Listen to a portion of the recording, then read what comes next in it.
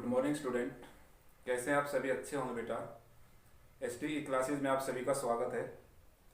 बेटा आप अपने घर पर रह करके पढ़ाई सुचारू रूप से कर रहे होंगे और अच्छे से अपना होमवर्क भी कर रहे होंगे और याद भी कर रहे होंगे, मैं ये आशा करता हूँ आपसे।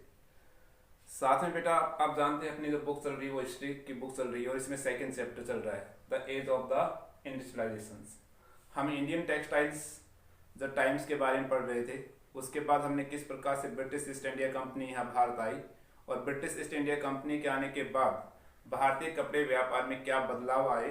उसके बाद हमने पढ़ा कि जब ब्रिटेन में इंडस्ट्रियल्स जो प्रोसेस स्टार्ट हुआ तो उसका इंडियन टेक्सटाइल्स इंडस्ट्रीज पर क्या इम्पैक्ट पड़े।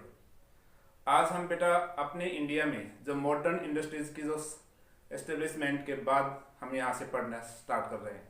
आपका बुक ओपन करेंगे तो बेटा बुक में आपके जो टॉपिक है वो आप देखेंगे।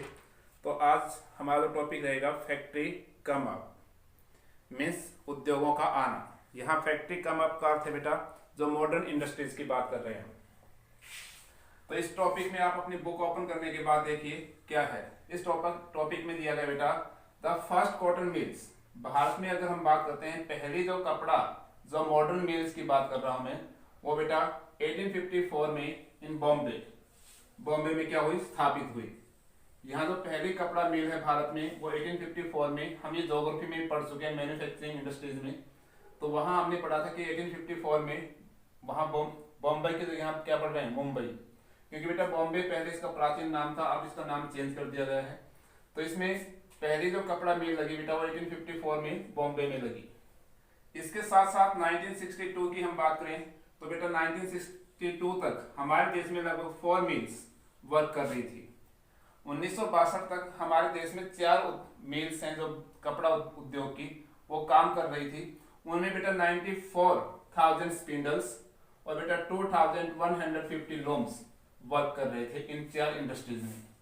मीन्स यहाँ पर 94,000 हम बात करते हैं तकलियां और बेटा 2,150 जो लूम्स हैं जिससे बेटा वीविंग प्रोसेस होता है, कपड़े की बुनाई का काम होता है, वो कार्य कर रहे थे इन 4 उद्योगों में 1962 तक।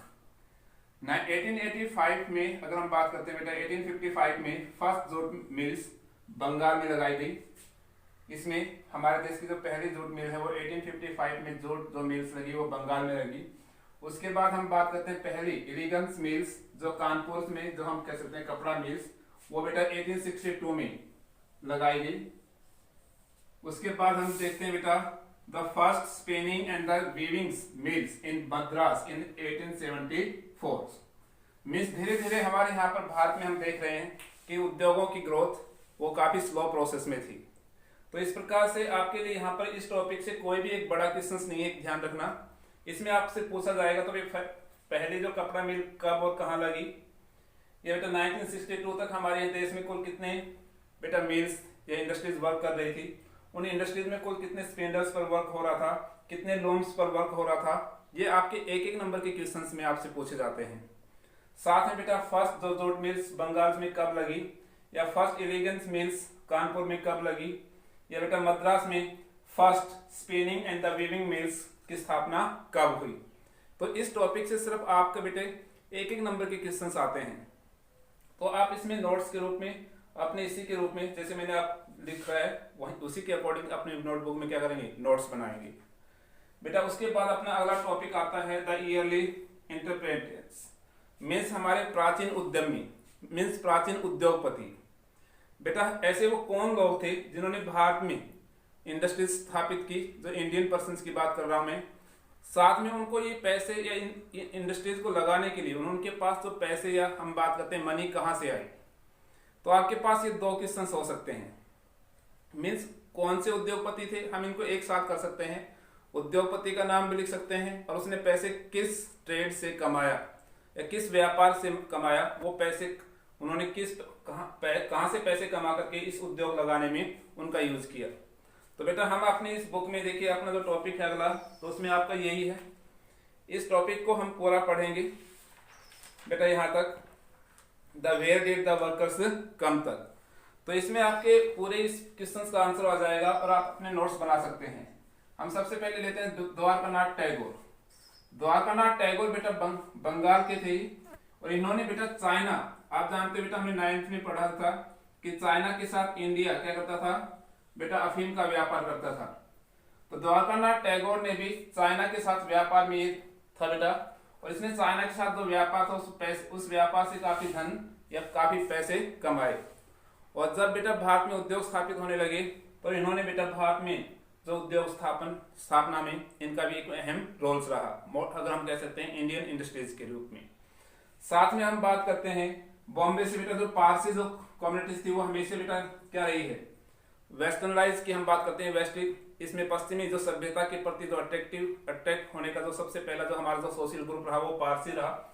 और इनमें बेटा दिनेश शाह पीटी, यह हम बात करते हैं जमशेदजी टाटा, ये बॉम्बे के थे। और इन्होंने बेटा चाइना के साथ और हम बात करते हैं अफ्रीकन कंट्री के साथ व्यापार में काफी धन कमाया, और उस पैसे का बेटा इन्होंने भारत में उद्योग स्थापित करने में क्या किया, उपयोग किया। सेठ हुकमचंद एक मारवाड़ी सेठ थे बेटा, कहाँ के अगर हम बात करते हैं तो इन्होंने भी बेटा कलकत्ता में फर्स्ट जो हम बात करते हैं अपनी मिल्स लगाई 1970 में। यह 1917 में इन्होंने अपनी पहली हम कह सकते हैं कोलकाता में मिल्स जो जोट मिल की स्थापना की। किसने, सेठ हुकमचंद ने। कहाँ के बेटा, मारवाड़ी सेठ थे। कोलकाता में इन्होंने, जीडी बिरला भी इनके ही हम बात करते हैं ग्रैंडफादर थे, जिन्होंने बेटा इनके पैसे कमाने में इनका काफी मेन रोल्स रहा है।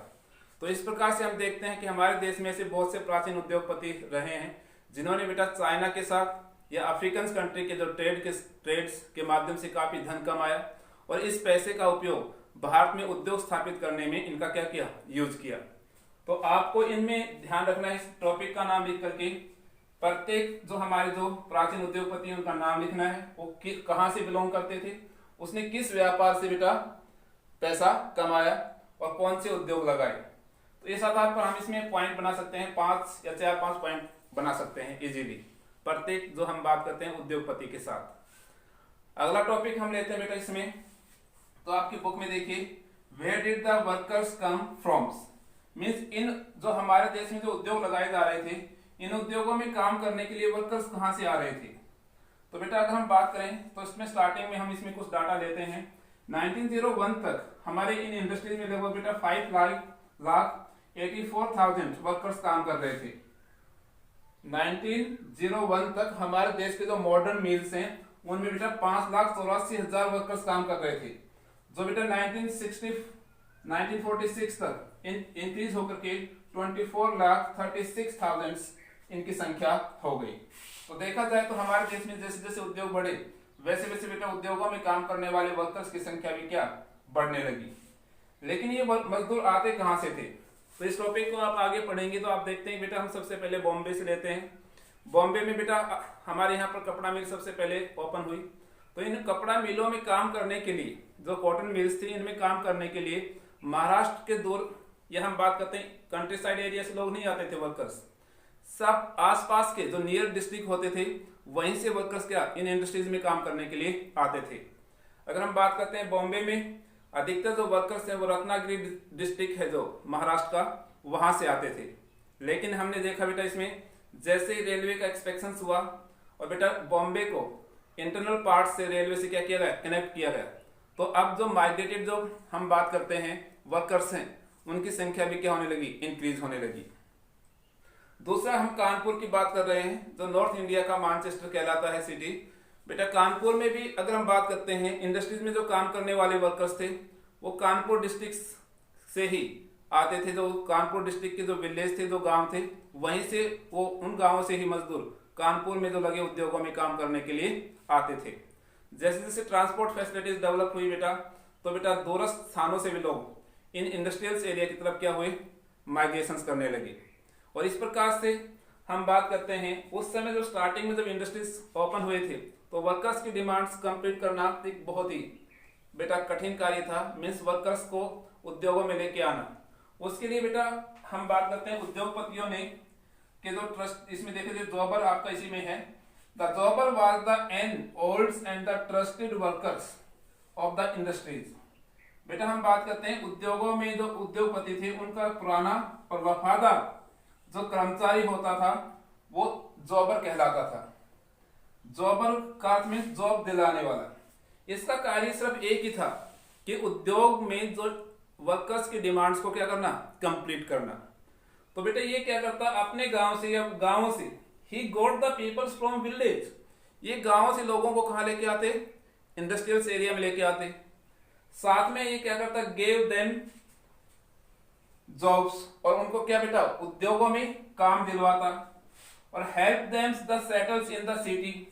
साथ में जॉबर जो जिन वर्कर्स को शहर गांव से शहर में लेके आता था, उनको शहर में सेटल होने के लिए उनकी क्या करता, सहायता भी करता। साथ में हम बात करते हैं गेव देम मनी, यहां तक कि वो पैसे भी देता जब उनको किसी भी प्रकार की आर्थिक तंगी का सामना करना पड़ता था शहर में।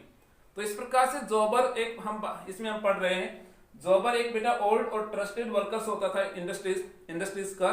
और ये क्या करता था, इसका सिर्फ एक ही कार्य होता था कि इंडस्ट्रीज में वर्कर्स की डिमांड्स को कंप्लीट करना।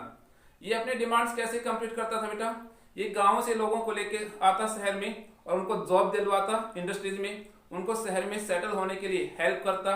और इकोनॉमिक क्राइसिस, जब आर्थिक तंगी का समय होता तो उनको बेटा इकोनॉमिक हेल्प भी करता। लेकिन मैंने आपको बात कर रहा था यहाँ पर, जैसे बेटा ट्रांसपोर्ट फैसिलिटीज क्या हुई, डेवलप हुई, तो लोग स्वयं अपने आप शहरों की तरफ आने लगे। अब जॉबर को बेटा गांवों से वर्कर्स को लाने की आवश्यकता नहीं थी, और बेटा सरप्लस हम बात करते हैं वर्कर्स शहरों में पहुंचने लगी। इस स्थिति में जॉबर से वो बेटा समय के अनुसार पावरफुल पर्सन्स बन गया और उनके पास काफी अथॉरिटी आ गई। अब बेटा लोग जॉब्स के लिए इंडस्ट्रीज में जाते, तो बेटा जॉबर्स उनसे क्या करता, डिमांड करता गिफ्ट की या मनी की, जिसे हम कह सकते हैं रिश्वत।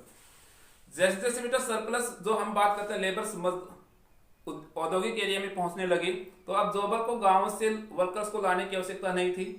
उद्योगों में काम करने वाले व्यक्तियों की संख्या काफी ज्यादा थी, और इस वजह से जॉबर अब पावरफुल बन चुका था, और वो इन वर्कर्स से क्या करता, गिफ्ट या बेटा मनी या पैसे की क्या करता, मांग करता, उनको काम दिलवाने के बदले। इसके साथ ही बेटा वो पूरी तरह से जॉबर क्या करता था, वर्कर्स की, यहां पर देखिए, कंट्रोलिंग द, हम बात करते हैं लाइव्स ऑफ द वर्कर्स, और पूरे जो मजदूर थे उनके जीवन को कंट्रोल करने का कार्य करने लगा। तो समय के अनुसार जो जॉबर है वो एक पावरफुल पर्सन के रूप में उभरा। तो आज हमारा टॉपिक इतना ही रहेगा, कल इसमें लास्ट लेक्चर रहेगा इस चैप्टर से। तो बेटा आपको इन सभी पर स्वयं नोट्स बनाने हैं, और नोट्स बना करके अपनी नोटबुक में लर्न करने हैं। पहला बेटा फैक्ट्रीज का माप से मैंने आपको बताया वैसे ही।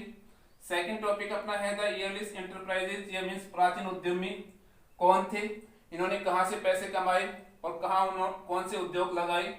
साथ में बेटा where did the workers come from in industries in India, तो मींस भारत में उद्योगों में काम करने वाले वर्कर्स कहां से आते थे, उन पर भी आपको एक 4 या 5 पॉइंट्स बनाने हैं। और साथ में बेटा जॉबर कौन थे और इनके क्या कार्य होते थे। तो आपके पास क्वेश्चंस हो गए बेटा आज के टॉपिक्स 1, 2, 3 और इन चार टॉपिक्स पर आपको नोट्स बनाने हैं और साथ में लर्न करना है। साथ में बेटा 31 मई अब दूर नहीं है, जिसमें हमारा हिस्ट्री का जो फर्स्ट चैप्टर था नेशनलिज्म इन इंडिया आने वाला है, उसको भी रिवाइज करते रहें और अच्छे से टेस्ट की तैयारी करें। धन्यवाद।